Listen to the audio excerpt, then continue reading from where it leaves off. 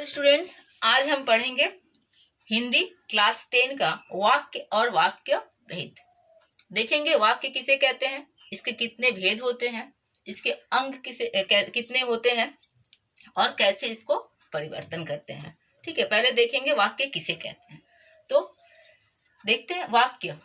शब्द बहुत सारे शब्द होते हैं हमारे सामने, लेकिन सार्थक शब्दों का मतलब ऐसे शब्द जिसका अर्थ हो। ठीक है, ऐसे शब्दों को जब हम मिलाकर समूह एक साथ इकट्ठा करते हैं और उसका एक निश्चित अर्थ पता चलता है, उसे वाक्य कहते हैं। ठीक है, तो उसका परिभाषा क्या होगा? सार्थक शब्दों का ऐसा व्यवस्थित समूह जिससे एक निश्चित अर्थ प्रतीत होता हो, वह वाक्य कहलाता है। ठीक है, मतलब शब्दों का ऐसा समूह जिसमें अर्थ हो, उसको मिलाकर जब एक निश्चित अर्थ का पता चलता है, उसे वाक्य कहेंगे। आगे देखेंगे वाक्य का अंग। ठीक है, वाक्य के कितने अंग होते हैं? एक वाक्य में मुख्यतः कितने? 2 अंग होते हैं, उद्देश्य और विधेय। उद्देश्य किसे कहते हैं? वाक्य में जब भी हम सेंटेंस बनाते हैं, वाक्य बनाते हैं, तो वाक्य में जिस वस्तु के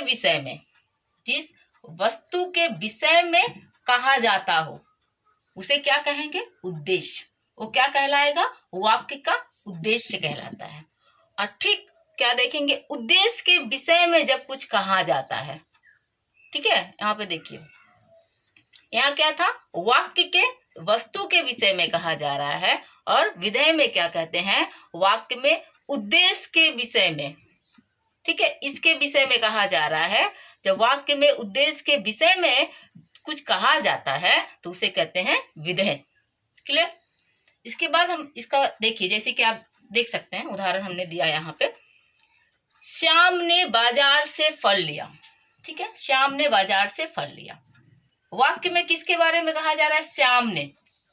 ठीक है, ये उद्देश्य है कि श्याम ने क्या किया?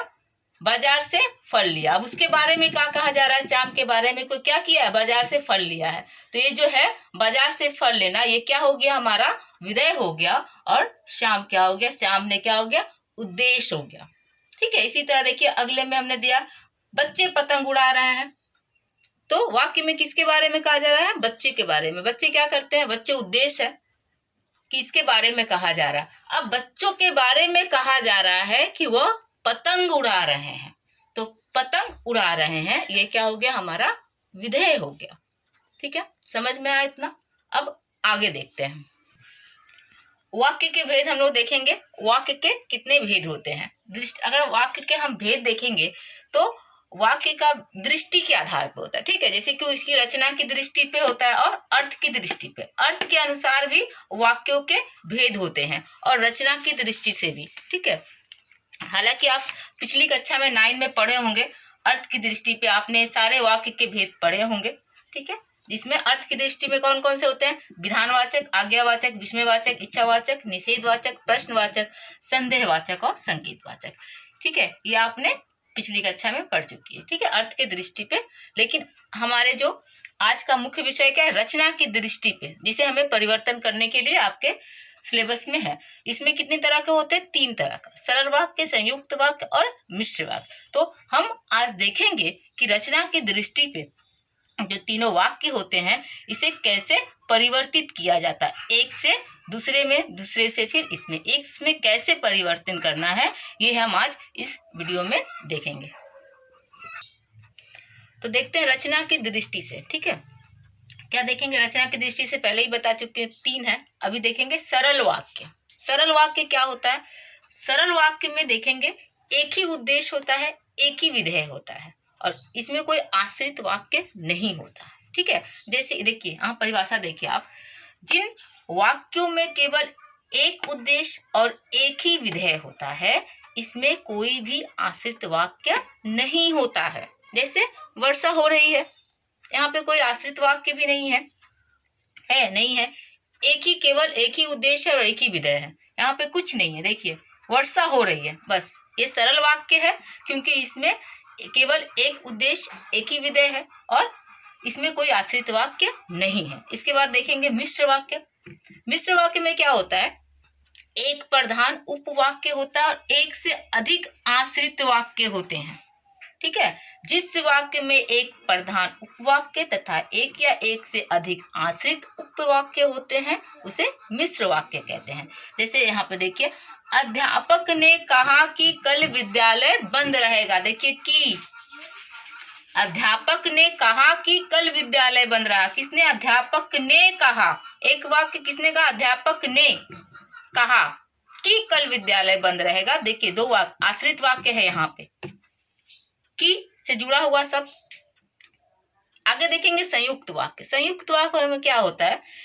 जिस वाक्य में दो या दो से अधिक सरल वाक्य या मिश्र वाक्य होते हैं लेकिन परस्पर योजक शब्दों से जुड़े होते हैं। योजक शब्द क्या होते हैं आप लोग जानते होंगे।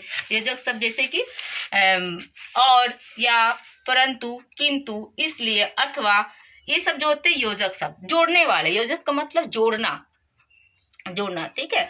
तो इस वाक्य से जब योजक शब्द से जुड़ा होता है दो वाक्य तो उसे क्या कहते हैं हम लोग? संयुक्त वाक्य। लेकिन इसमें जो वाक्य होता है, प्रयुक्त वाक्य जो होता है, एक दूसरे पे आश्रित नहीं होता है।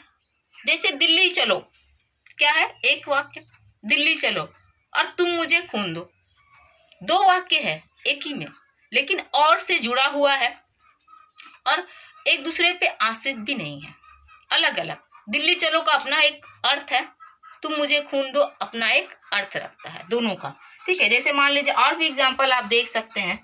आप बहुत सारे आपके चैप्टर में कहानियां हैं, उसमें से ही मान लीजिए उठा लीजिए। पान वाले ने यह एक मजेदार बात कही थी लेकिन हालदार साहब के लिए चकित और द्रवित करने वाली थी। लेकिन हालदार साहब, आपको शायद चैप्टर भी याद आ रहा होगा, हालदार साहब ने क्या कहा था? चकित हो गए थे वो बात को सुनकर। जैसे फौज फाटे के साथ निकलने के दिन बीत चुके थे इसलिए फोटोग्राफर की फौज तैयार हो रही थी। क्या? और से जुड़ा हुआ शब्द। तो क्या देखेंगे कि जब दो वाक्य से अधिक सरल वाक्य या मिश्र वाक्य हो और योजक शब्द से जुड़ा हो तो वो क्या कहलाता है? वो हमारा मिश्र वाक्य कहलाता है, वो मिश्र वाक्य रहता है, ठीक है। सॉरी मैंने कहा संयुक्त वाक्य कहलाता है। सॉरी, मिश्र नहीं, संयुक्त। मैं दिखा संयुक्त रही थी लेकिन मिश्र वाक्य बोल गई, सॉरी, ठीक है। तो वो क्या होगा? हमारा संयुक्त वाक्य। मिश्र वाक्य आपने देखा जहाँ पे एक उपवाक्य होता है, एक से अधिक आश्रित उपवाक्य होते हैं। सरल वाक्य में हमने देखा कि एक ही उद्देश्य और एक ही विधेय होते हैं, ठीक है। आगे देखते हैं कि जैसा कि हम लोगों ने देखा कि मिश्रित वाक्य, आश्रित वाक्य का प्रयोग किया गया। तो आश्रित वाक्य का पहचान कैसे करेंगे ये भी जानना जरूरी है। तो आइए पहले दिखा दे आप लोगों की आश्रित वाक्य, उपवाक्य का पहचान कैसे करेंगे।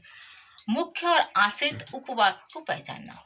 वाक्य में मुख्य उपवाक्य की क्रिया ही मुख्य क्रिया होती है। क्रिया पे ध्यान दीजिएगा कि क्रिया किसके अनुसार लगी हुई है, ठीक है।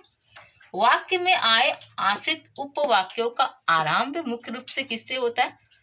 समुच्चय बोधक शब्दों से होता है। जैसे कि जो, कि, उसको, जिसको इत्यादि ऐसे शब्दों से जब आरंभ होता है तो क्या समझा जाता है कि वो आश्रित उपवाक्य है, ठीक है।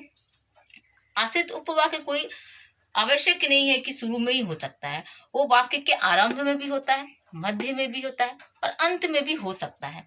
जैसे जिसने बालक की जान बचाई वो युवती पालम कॉलोनी में रहती थी। यहाँ पे देखिए क्या है? जिसने शुरू में लगा हुआ है, जिसने लग गया तो जिसने बालक की जान बचाई, तो शुरू में यहाँ पे लगा हुआ है। यहाँ पे शुरू में आश्रित वाक्य है। वो भी देख सकते हैं, वो युवती जिसने बालक की जान बचाई वह कहाँ रहती है? पालम कॉलोनी में रहती है। तो अब कहाँ चला गया? मध्य में चला गया। तो इस तरह से हम क्या करेंगे? मुख्य और आश्रित उपवाक्यों की पहचान करेंगे। पहचान करने के बाद हम अपने सरल वाक्य में मिश्र वाक्य, संयुक्त वाक्य को जब पढ़ेंगे तो उसमें ढूंढेंगे। संयुक्त वाक्य में आपको मिलेंगे आश्रित उपवाक्य, उसको पहचान के उस तरह से हम आगे उस पर दिए गए निर्देश पे कार्य करेंगे। आगे अब हम क्या देखेंगे? कुछ ध्यान रखने वाली बातें। अब तक मैंने आपको समझा दिया कि वाक्य क्या है, भेद कितने हैं, कैसे इसको परिवर्तित करेंगे। यहाँ पे देखेंगे वाक्य परिवर्तन करते समय क्या क्या ध्यान देने वाली बातें हैं। पहला क्या रखेंगे? ध्यान देंगे जब भी आप वाक्य को परिवर्तित करें तो सिर्फ रचना बदलनी चाहिए, उसके अर्थ को नहीं। तो क्या लिखेंगे, क्या होगा, पहला, केवल वाक्य की रचना बदलनी चाहिए, वाक्य का अर्थ नहीं। ऐसा नहीं कि हम वाक्य को, रचना को जब परिवर्तन किए तो उसका अर्थ ही बदल गया, नहीं, सिर्फ रचना को ही परिवर्तित करेंगे, उसका अर्थ वही आना चाहिए। दूसरा, सरल वाक्य को मिश्र या संयुक्त वाक्य जब बनाते समय क्या करेंगे, कुछ संबंध बोधक शब्द या योजक शब्द जोड़े जाते हैं। ठीक है, क्या बोला कि जब सरल वाक्य से हम मिश्र में जाएंगे या तो संयुक्त वाक्य में जाएंगे तो हमें क्यों की और जिसे, ये सब शब्दों का, योजक शब्दों का क्या करना पड़ेगा, प्रयोग करना पड़ेगा। संयुक्त एवं मिश्र वाक्य को जब सरल वाक्य में बदलेंगे तो क्या करेंगे, योजक शब्द को हटा देंगे। सिंपल एकदम, इसको याद करना एकदम आसान है। क्या है, जब सरल से मिश्र या संयुक्त में जाएंगे तो योजक शब्द डाल देंगे और जब वापस सरल में आएंगे तो योजक शब्द हटा देंगे। ठीक है, जैसे यहाँ पे देखिए, मैंने एग्जाम्पल दिया, फटाक से देखते हैं। सरल में क्या, बालक रोते रोते चुप हो गया। संयुक्त में क्या हुआ, बालक रोया और चुप हो गया, अलग अलग। सरल है, वो जूते खरीदने के लिए बाजार गया। किस लिए बाजार गया, वो इसलिए बाजार गया क्योंकि उसे जूते खरीदना था। अब संयुक्त वाक्य में देखिए, तुम सच बोलते हो इसलिए महान हो, तुम सच बोलते हो इसलिए महान हो, ये संयुक्त है। ठीक है, मिश्र में जाएंगे तो क्या होगा, तुम महान हो क्योंकि सच बोलते हो। ठीक है, तो उम्मीद करती हूँ कि आप लोगों को वाक्य, उसके भेद समझ में आ गए होंगे। आप घर में इसे देखिए, किताब पढ़िए, प्रैक्टिस कीजिए, तो आप पूरी तरह से वाक्य को समझ लीजिएगा और कर पाएंगे। ठीक है, वीडियो देखने के लिए थैंक यू। चैनल को सब्सक्राइब कीजिए, लाइक और शेयर कीजिए। Thank you very much.